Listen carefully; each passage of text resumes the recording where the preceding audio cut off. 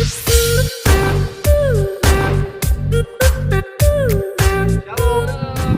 Pada awal tahun ini kita ada berada di satu tempat yang sangat luar biasa, dan kita akan memuji Tuhan, meninggikan nama Tuhan dengan satu pujian. Haleluya.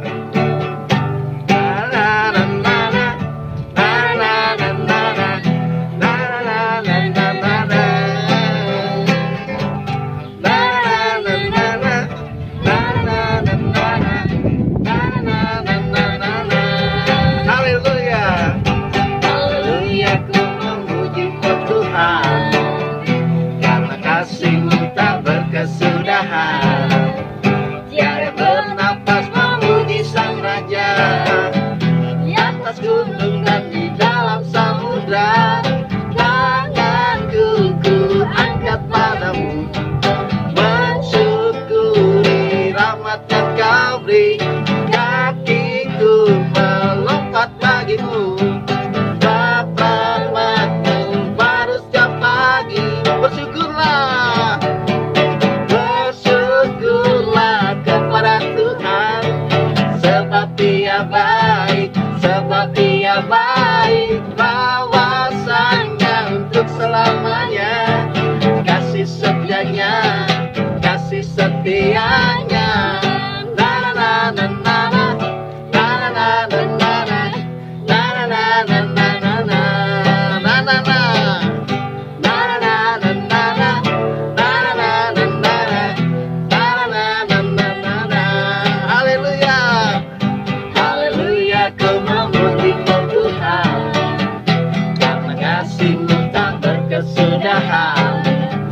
Jaya bernapas memuji Sang Raja, di atas gunung dan di dalam samudra. Tanganku ku angkat padamu, mensyukuri rahmat yang Kau beri. Kakiku melompat bagimu, sebab rahmat-Mu baru setiap pagi. Bersyukurlah, kepada Tuhan, sebab Dia baik, bahwasanya untuk selamanya. Kasih setianya, bersyukurlah kepada Tuhan, sebab Dia baik, bahwasanya untuk selamanya. Kasih setianya, bersyukurlah kepada Tuhan, sebab Dia baik, bahwasanya untuk selamanya. Kasih setianya, na na na na na na na na na na.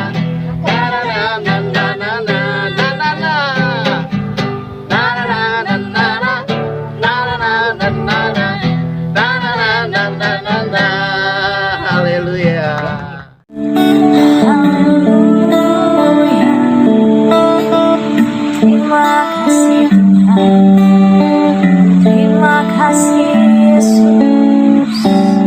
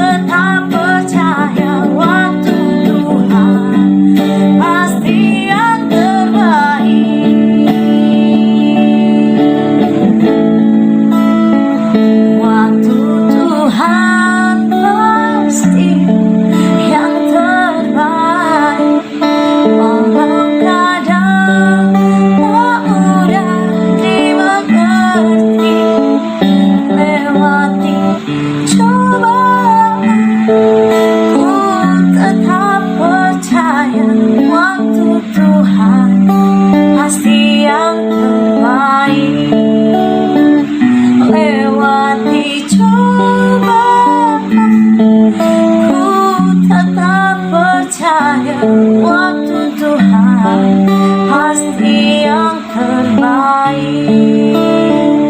Lewati cobaan, ku tetap percaya waktu Tuhan pasti yang terbaik. Shalom saudara-saudara terkasih di dalam Kristus Yesus. Berjumpa lagi dengan saya, Benny Budianto, dalam acara program streaming pada hari ini. Saya percaya dimanapun saudara berada, saudara ada dalam lindungan Tuhan.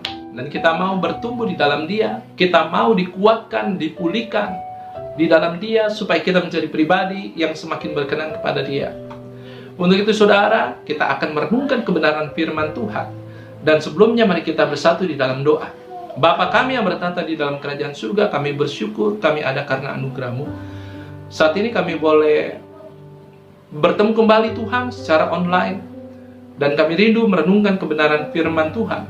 Mari Bapa, Engkau persiapkan kami semua dimanapun kami berada, supaya kami boleh terbuka bagi kebenaran firman-Mu, karena kami percaya firman-Mu sanggup memulihkan kehidupan kami. Menyertai hamba-Mu, urapi hamba-Mu menjadi alat di tangan Tuhan, sehingga setiap kata yang keluar dari bibir lidah hamba-Mu ini menjadi kekuatan yang meneguhkan kami semua. Berfirmanlah ya Bapa, karena kami siap merenungkan kebenaran firman Tuhan. Di dalam nama Tuhan Yesus, kita yang siap merenungkan firman Tuhan, katakan bersama dengan saya, amin. Haleluya. Hari ini kita akan berbicara tentang satu tema yang berjudul hidup berkemenangan dalam Kristus. Setiap kita pasti mau hidup berkemenangan. Menang atas setiap masalah, menang atas setiap pergumulan, menang atas setiap apapun yang kita hadapi di dalam hidup kita. Tetapi kenyataannya saudara, kadangkala kita dikalahkan oleh masalah pergumulan yang kita alami. Masalah-masalah yang tadinya merupakan masalah yang kecil menjadi masalah yang besar, dan pada akhirnya menjadi raksasa-raksasa yang menekan hidup kita, yang kita tidak mampu menghadapinya. Dan tidak banyak dan tidak sedikit orang-orang yang bukan hanya tidak mampu menghadapi masalah-masalah di dalam hidupnya, mereka pun lari dari masalah-masalah yang mereka hadapi. Tapi saya percaya kita rindu menjadi pribadi yang memiliki keberanian untuk menghadapi masalah dan menang atas setiap masalah yang kita hadapi di dalam hidup kita. 1 Samuel 17 ayat 45 berkata, tetapi Daud berkata kepada orang Filistin itu, pada Goliat, engkau mendatangi aku dengan pedang dan tombak dan lembing, tetapi aku mendatangi engkau dengan nama Tuhan semesta alam, Allah segala barisan Israel yang kau tantang itu. Daud menghadapi Goliat, raksasa yang memiliki kemampuan berperang. Walaupun Daud tidak memiliki kemampuan untuk berperang seperti Goliat, tetapi dia memiliki keberanian untuk menghadapi Goliat karena dia tahu Allah menyertai dia. Saudara, ternyata di dalam hidup kita, setiap masalah pergumulan yang kita hadapi, kita dapat mengalami kemenangan atas setiap masalah tersebut kalau kita hidup di dalam Kristus dan menjadikan Dia sebagai pusat dari segalanya di dalam hidup kita. Masalahnya bukan seberapa besar masalah yang kita hadapi, raksasa-raksasa yang kita hadapi, tetapi masalahnya adalah seberapa besar kita mengandalkan Tuhan di dalam hidup kita. Saya membaca satu berita yang mengejutkan tentang kejadian seorang pria berusia 23 tahun tega membunuh seluruh keluarganya hanya demi menjaga rahasia yang selama bertahun-tahun telah ditutupinya. Orang ini bernama Menhaz Zaman. Pada awalnya pria ini adalah pria yang baik. Pria ini berasal dari Bangladesh dan mereka sekeluarga pindah dari Bangladesh ke Amerika. Ia bersama kedua orang tuanya yang bernama Monirus 59 tahun dan Momotas 50 tahun, bersama dengan saudara perempuan yang bernama Malesa 21 tahun dan neneknya Firoza Begum 70 tahun. Dan mereka pindah dari Bangladesh ke Kanada di Markham, Ontario, saudara. Seperti keluarga-keluarga yang bermigrasi dari satu negara ke negara yang lain, mereka memiliki impian keluarga ini memiliki impian, memiliki pekerjaan yang baik, hidup yang baik, dan mereka menyekolahkan Menhas ini di sekolah di Markham, Ontario itu, saudara. Tapi celakanya, saudara, Menhas ini ternyata adalah orang yang tidak serius dalam belajar, sehingga ia tidak dapat mengikuti perkuliahan di awal-awal semester. Bahkan beberapa semester dilaluinya, akhirnya ia memutuskan untuk ia keluar dari universitas di York University. Bukan hanya keluar, saudara, untuk menutupi kegagalannya, ia tetap pergi setiap hari ke universitas tersebut supaya keluarganya tidak tahu bahwa sebenarnya ia sudah keluar. Hari lepas hari, bulan lepas bulan, bahkan tahun lepas tahun ia melakukan itu. Ia seolah-olah setiap hari pergi untuk berkuliah. Sesungguhnya ia hanya pergi ke satu tempat untuk menghabiskan waktu di situ dengan bermain game, saudara. Dan pada akhirnya, di mana waktu seharusnya ia sudah diwisuda, keluarga, orang tuanya sangat bersuka cita menantikan hari di mana ia harusnya sudah diwisuda, saudara. Dan ia merasa takut karena kebohongannya pastinya akan ketahuan oleh keluarganya. Dan apa yang terjadi, saudara? Ia menutupi kebohongannya dengan cara apa? Bukan dengan cara ia mengakui perbuatannya, tetapi justru ia melakukan sesuatu yang fatal. Ia membunuh seluruh anggota keluarganya. Bahkan setelah itu, ia tidak menelpon polisi, ia tidak menelpon rumah sakit. Setelah membunuh, ia bermain game, saudara.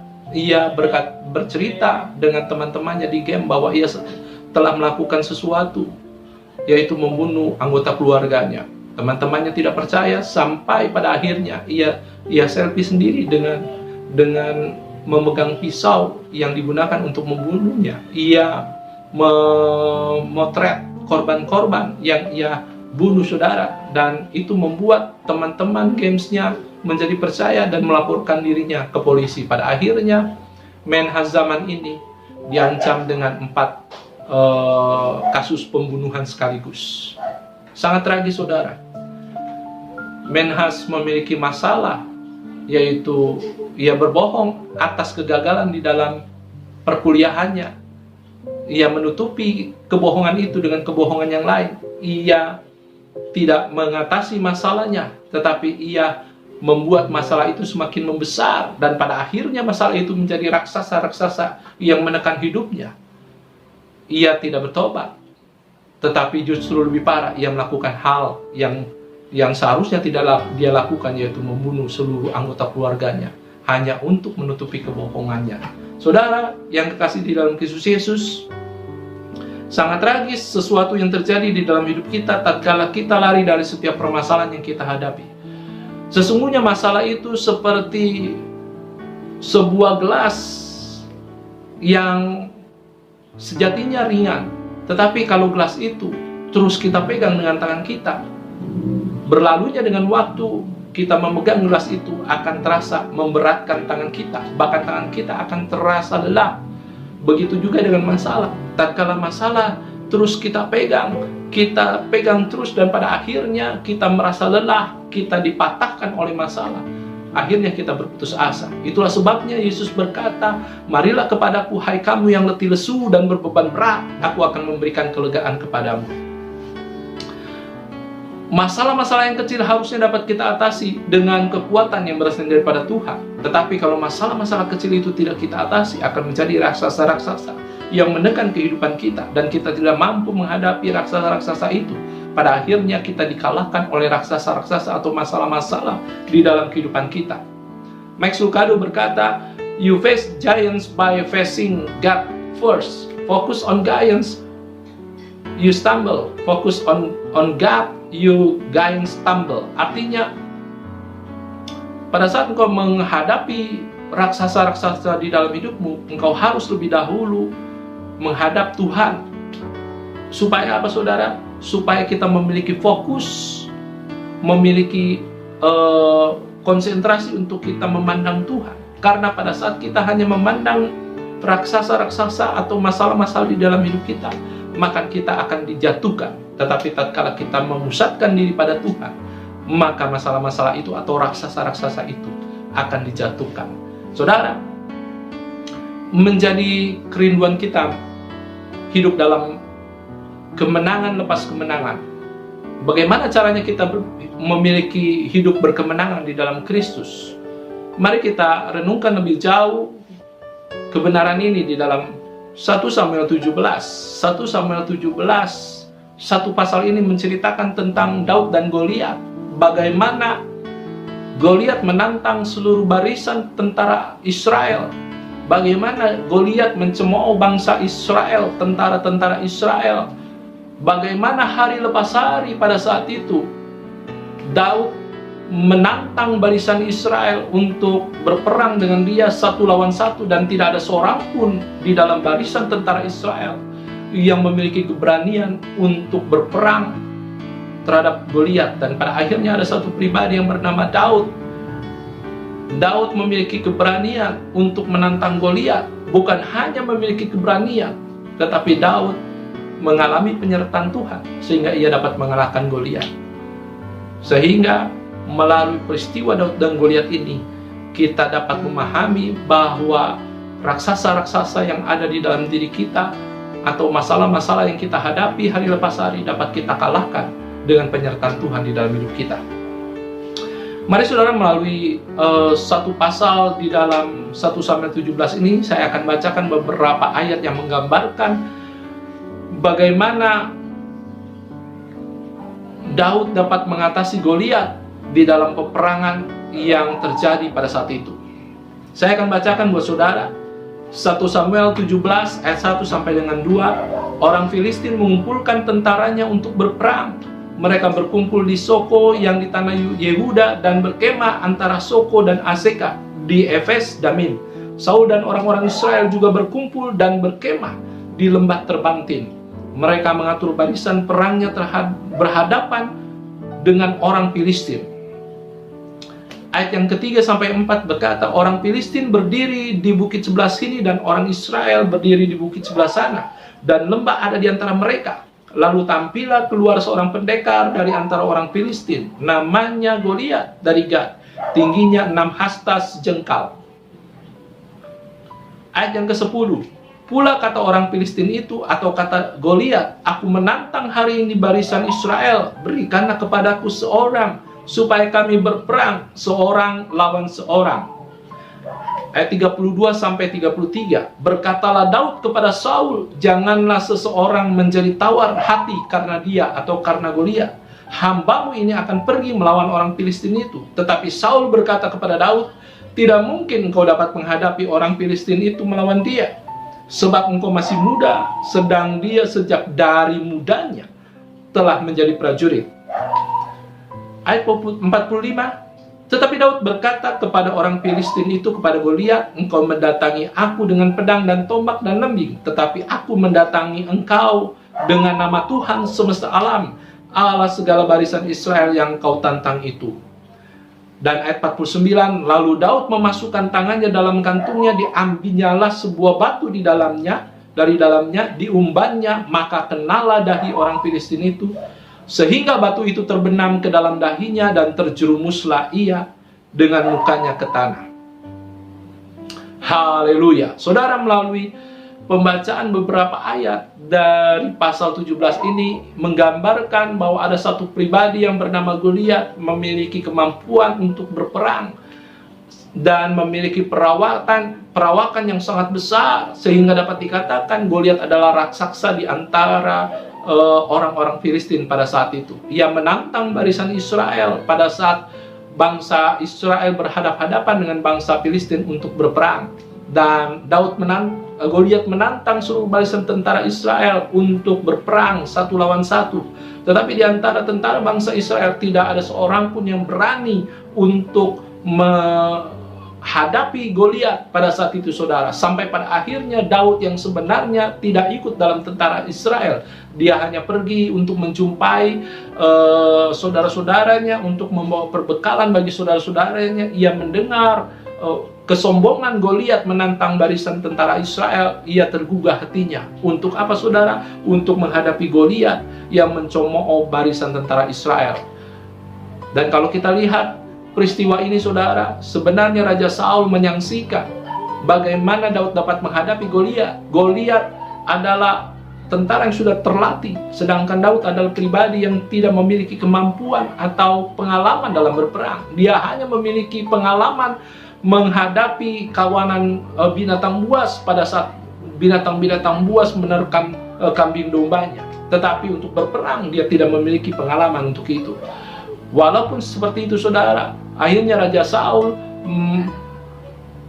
memberikan kesempatan untuk Daud menghadapi Goliat. Dan pada akhirnya penyertaan Tuhan membuat Daud dapat menghadapi Goliat, bahkan membinasakan Goliat. Sehingga pada saat itu bangsa Israel dapat memenangkan peperangan melawan bangsa Filistin, saudara. Saudara, untuk kita memiliki hidup yang berkemenangan di dalam Kristus, ada 3 hal penting yang membuat kita dapat memenangkan masalah, pergumulan, atau raksasa-raksasa yang kita hadapi di dalam hidup kita.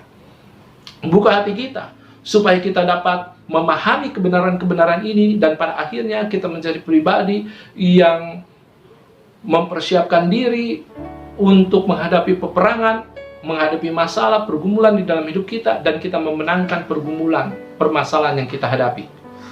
Poin yang pertama, saudara, kita harus mengerti kebenaran ini bahwa hidup berkemenangan dimulai dari hubungan personal antara kita dengan Tuhan. Hidup berkemenangan dimulai dari hubungan personal antara kita dengan Tuhan.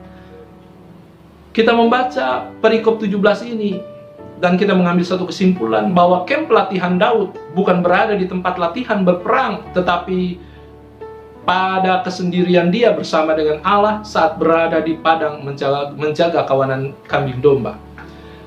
Daud memiliki pelatihan menjadi seorang pribadi yang sanggup mengalahkan Goliat, bukan di tempat-tempat di mana tentara dilatih untuk berperang, tetapi ia memiliki tempat dilatih sebagai tentara Allah pada saat ia memiliki waktu bersama dengan Tuhan secara pribadi.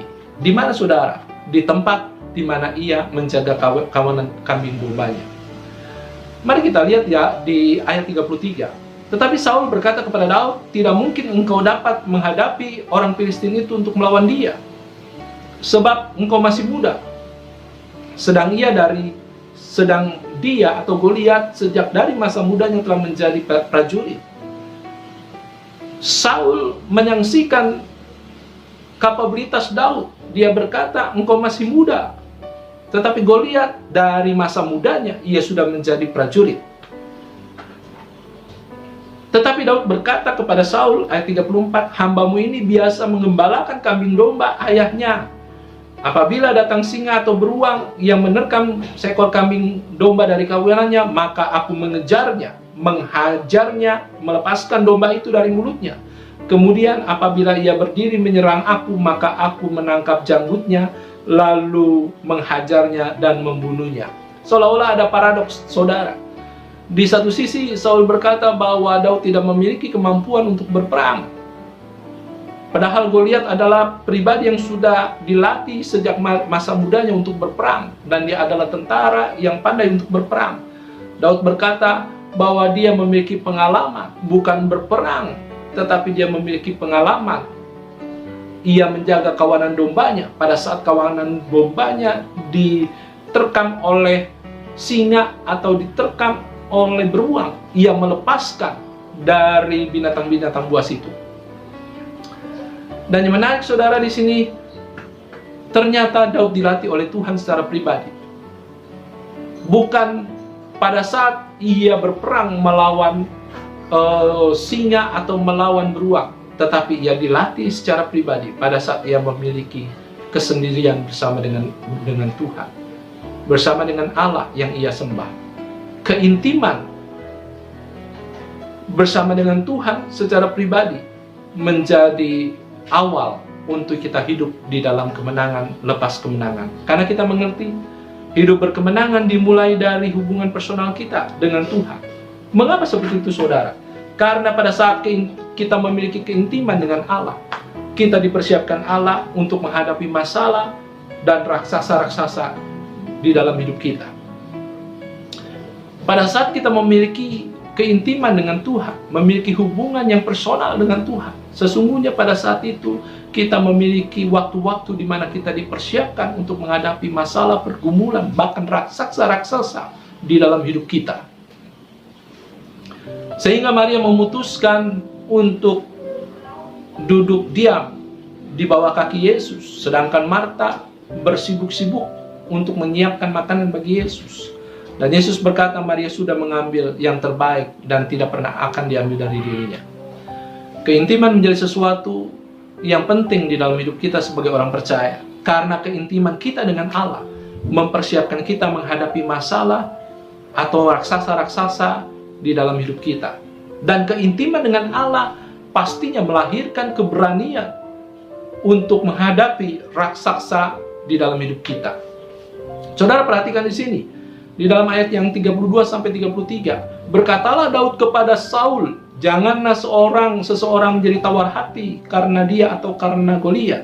Hambamu ini akan pergi melawan orang Filistin itu. Wow.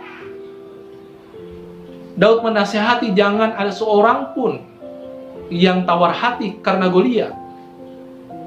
Ini keluar dari seorang pribadi yang memiliki tugas sebagai penjaga kawanan kambing domba, bukan sebagai tentara yang biasa berperang, tetapi ia menenteramkan orang-orang yang pada saat itu mengalami ketakutan karena ancaman Goliat. Ia berkata, janganlah tawar hati karena dia, hambamu ini akan pergi melawan orang Filistin itu.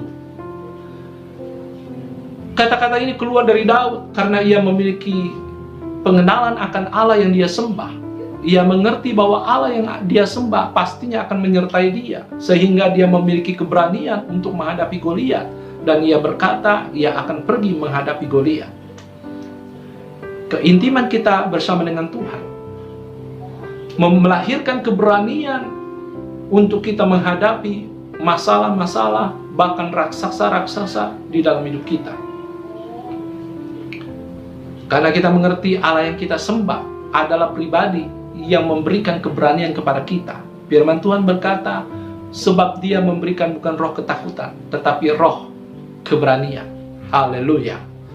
Hari-hari ini saudara, pergumulan permasalahan kita hadapi membuat kita takut. Tetapi percayalah adalah pribadi yang menyertai kita, sehingga tatkala kita memiliki keintiman dengan pribadi itu, kita akan memiliki keberanian untuk menghadapi masalah pergumulan di dalam hidup kita. Keintiman dengan Allah menghasilkan cara pandang yang benar terhadap masalah atau raksasa dalam hidup kita. Keintiman dengan Allah membuat kita mengerti bahwa masalah yang kita hadapi tidak lebih besar dari Allah yang kita sembah.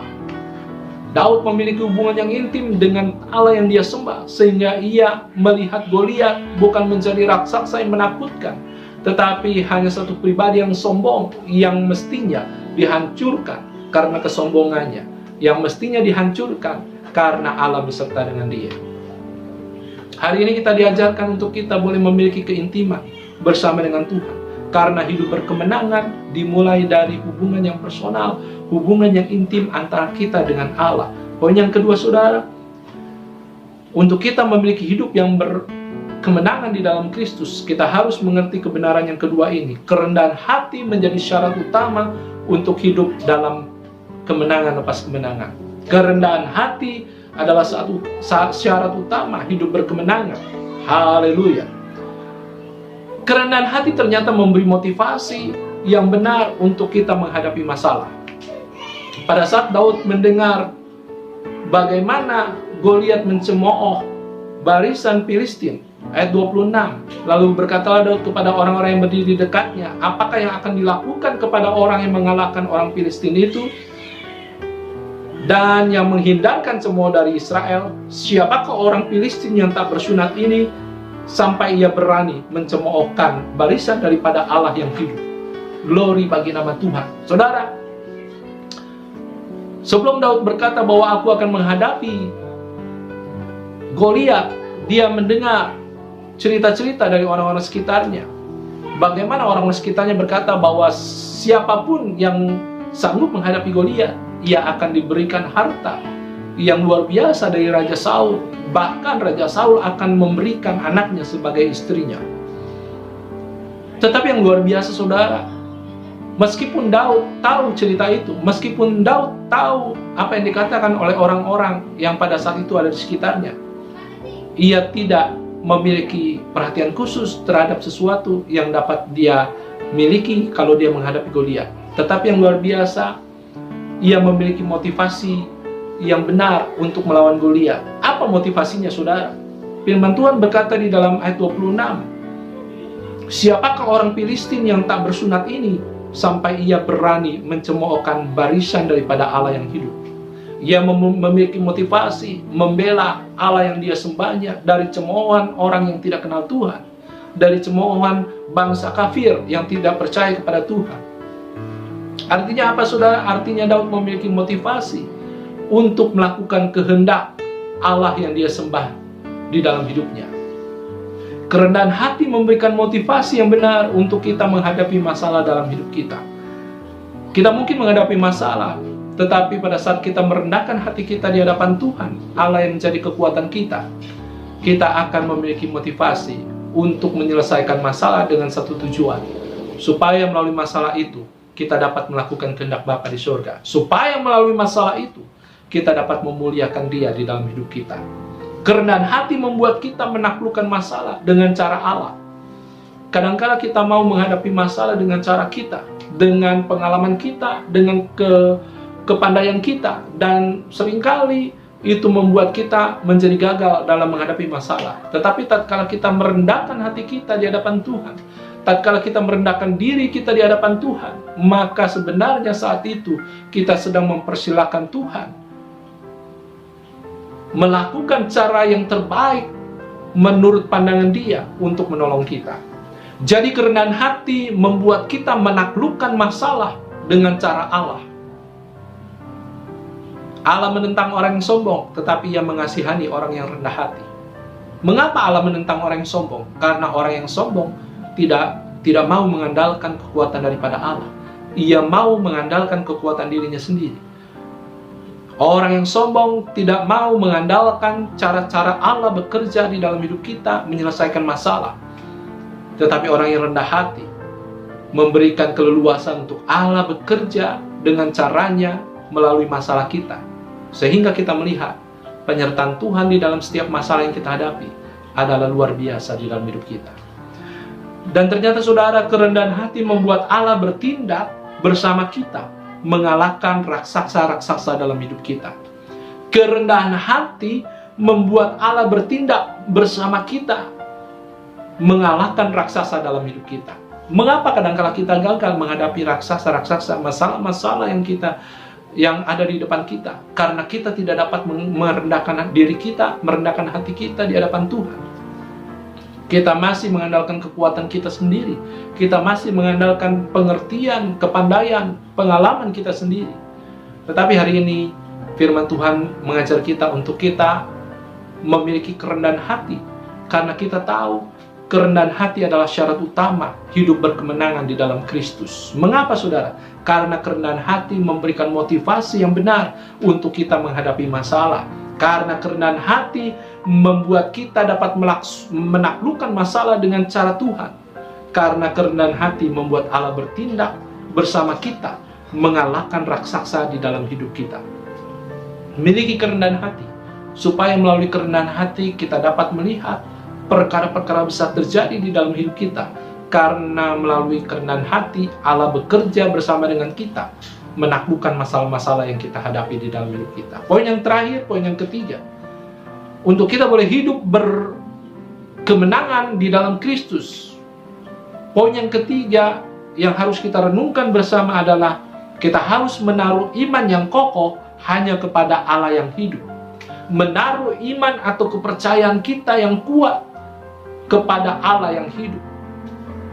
Kadang-kadang kita menaruh iman kita, pengharapan kita bukan pada Allah yang hidup, tetapi pada jabatan kita, pada kekayaan yang kita miliki, pada pengalaman yang kita miliki, dan kita mendapati kekecewaan karena pada saat kita mengandalkan pribadi selain daripada Tuhan, hasilnya adalah kegagalan di dalam hidup kita. Ayat 46 berkata, hari ini juga Tuhan akan menyerahkan engkau ke dalam tanganku, dan aku akan mengalahkan engkau dan memenggal kepalamu dari tubuhmu. Hari ini juga aku akan memberikan mayatmu dan mayat tentara orang Filistin kepada burung-burung di udara dan kepada binatang-binatang liar, supaya seluruh bumi tahu bahwa Israel mempunyai Allah. Oh, haleluya. Ini motivasi dari Daud menghadapi Goliat, supaya seluruh bumi tahu bahwa Israel mempunyai Allah. Sebab sebelumnya saudara, Goliat hari lepas hari mengolok-olokkan bangsa Israel, bahkan mencemooh barisan tentara Israel, di mana Allah bekerja di dalam tentara Israel tersebut. Sebelum Daud menghadapi Goliat untuk berperang, ia memiliki perkataan-perkataan yang menubuatkan bagaimana ia akan mengalahkan Goliat.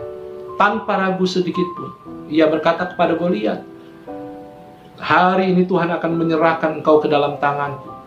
Aku akan mengalahkan engkau, memenggal kepalamu dari tubuhmu. Hari ini aku akan memberikan mayatmu dan mayat tentara orang Filistin kepada burung-burung di udara. Dan semua yang dikatakan Daud terjadi pada hari itu. Karena apa? Karena ia memiliki iman yang kokoh kepada Allah yang dia sembah, Allah Israel. Kita harus hidup karena kita percaya, bukan karena kita melihat. Kadangkala apa yang kita lihat secara mata, kita tidak percaya kita dapat melakukan hal-hal dengan kekuatan kita sendiri. Tetapi tatkala kita berjalan dengan iman, kita dapat mengatasi setiap masalah yang kita hadapi. Karena pada saat kita berjalan dengan iman, pada saat itu kita sedang mengandalkan Tuhan di dalam hidup kita. Menaruh iman kepada Allah artinya pusat hidup kita adalah Allah, bukan yang lain. Pada saat kita menaruh iman kita kepada pribadi yang kita sembah di dalam Yesus Kristus, sejatinya pada saat itu kita sedang memiliki pusat hidup hanya kepada Tuhan, bukan kepada yang lain. Dan pada saat kita melakukan itu, kita akan melihat penyertaan Tuhan yang luar biasa. Ayat 45 saya bacakan buat saudara. Tetapi Daud berkata kepada orang Filistin itu, engkau mendatangi aku dengan pedang dan tombak dan lembing, tetapi aku mendatangi engkau dengan nama Tuhan semesta alam, Allah segala barisan Israel yang kau tantang itu. Di sini jelas ayat ini saudara mencerminkan bahwa pusat hidup Daud bukan kekuatannya, bukan pengalamannya, tetapi Allah yang dia sembah, yaitu Allah Israel. Bahkan pada saat ia berargumen dengan Raja Saul, bagaimana ia pasti dapat menghancurkan Goliat itu. Sebenarnya saudara, bukan hanya ia menceritakan bagaimana pengalaman ia mengalahkan binatang-binatang buas, ia mengancam kambing domanya, tetapi ia sedang menceritakan bagaimana Allah menyertai dia di dalam apa yang dia lakukan. Sejatinya saudara, pada saat kita menaruh iman kepada Allah, artinya pusat hidup kita adalah Allah, bukan yang lain. Sehingga tatkala seseorang berkata, aku beriman kepada Allah, tetapi pada saat kita melihat ia mengandalkan orang lain, ia mengandalkan pribadi selain daripada Allah, maka sebenarnya ia tidak beriman kepada Allah. Karena orang yang beriman kepada Allah adalah orang yang mengarahkan pusat hidupnya kepada Dia di dalam seluruh hidupnya, bukan kepada orang yang lain. Iman harus diimplementasikan dengan terlaksananya kehendak Allah dalam hidup kita. Kita beriman, itulah sebabnya kita melakukan kehendak Bapa di dalam hidup kita. Bukan orang yang berseru-seru Tuhan akan masuk ke dalam kerajaan surga, melainkan ia yang melakukan kehendak Bapakku yang di surga. Ayat ini saudara ada di dalam satu perikop yang menceritakan tentang apa? Menceritakan tentang orang-orang yang menyesatkan orang-orang lain untuk datang kepada Tuhan. Ayat ini menceritakan bagaimana pada saatnya nanti banyak orang yang berkata Tuhan, Tuhan, Tuhan, Tuhan, tetapi di dalam hidupnya tidak mencerminkan bahwa ia menjadikan Tuhan sebagai pusat di dalam hidupnya. Melalui apa? Melalui ia tidak melakukan kehendak Bapa di surga. Iman harus diimplementasikan dengan kita melakukan kehendak Bapa di dalam hidup kita. Sehingga iman itu menjadi iman yang hidup. Tidak hanya iman yang berkata Tuhan itu baik, tetapi di dalam kehidupan kita tidak ada kebaikan Tuhan. Tidak hanya berkata bahwa Tuhan itu adalah Allah yang perkasa, tetapi di dalam hidup kita tidak mencerminkan keperkasaan Tuhan itu terjadi di dalam hidup kita, mengubah hidup kita. Sejatinya iman tanpa perbuatan adalah kosong. Iman harus disertai perbuatan, dan perbuatan itu adalah perbuatan yang melakukan kehendak Bapa di surga. Tidak kebetulan saudara-saudara mengikuti program ini, tidak kebetulan saudara merenungkan bersama dengan saya tentang kebenaran-kebenaran firman ini, karena pada saat kita merenungkan kebenaran-kebenaran ini, kita harus bukan hanya menyimpannya dalam hati, tetapi mempraktekannya di dalam kehidupan kita hari lepas hari, sehingga kita dapat menjadi pribadi yang hidup berkemenangan di dalam Kristus, menjadi pribadi yang menang atas setiap masalah, pergumulan, bahkan raksasa-raksasa di dalam hidup kita.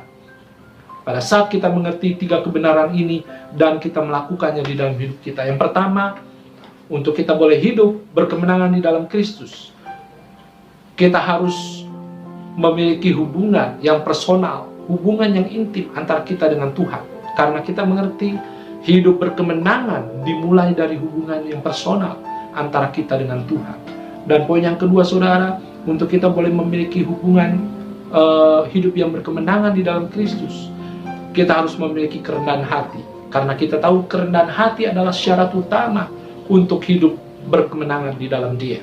Dan yang terakhir, kita harus menaruh iman yang kokoh hanya kepada Allah yang hidup. Karena dengan cara itu, kita dapat menjadi pribadi yang bukan hanya berkata-kata Tuhan, Tuhan, tetapi kita juga menjadi pribadi yang melakukan kehendak Bapa di surga. Sehingga hidup kita menjadi hidup yang berkemenangan di dalam Dia. Masalah boleh ada, pergumulan boleh ada, bahkan mungkin raksasa-raksasa di dalam hidup kita boleh ada di depan kita. Tapi percayalah saudara, ada pribadi yang lebih besar dari segala sesuatu yang kita hadapi, yaitu Allah yang kita sembah. Biar kiranya kebenaran ini menjadi kekuatan di dalam hidup kita. Menjalani hari-hari yang tidak semakin ringan, menjalani waktu-waktu di depan yang tidak semakin menjanjikan, tetapi ada pribadi yang menyertai kita, yaitu Allah Immanuel, Allah di dalam Yesus Kristus, Allah yang kita sembah, di dalam Dia yang memberikan kemenangan lepas kemenangan. Pada akhirnya, mari kita terus berharap kepada Tuhan, Allah yang terus bekerja dalam segala sesuatu, mendatangkan kebaikan di dalam hidup kita. Mari kita terus berharap kepada Dia, Allah yang tidak pernah mengecewakan hasil perbuatan tangannya, sehingga hidup kita menjadi hidup yang benar-benar merefleksikan Allah di dalam hidup kita. Mari kita bersatu di dalam doa. Bapa kami yang bertata di dalam kerajaan surga, terima kasih atas kebenaran firman-Mu yang sudah kami renungkan bersama. Tuhan berikan kemampuan untuk kami boleh melakukannya di dalam hidup kami, menjadi pribadi yang mendengarkan firman-Mu, menyimpannya di dalam hati, dan melakukan firman-Mu di dalam kehidupan kami hari lepas hari, sehingga hidup kami menjadi hidup yang berkemenangan di dalam Tuhan.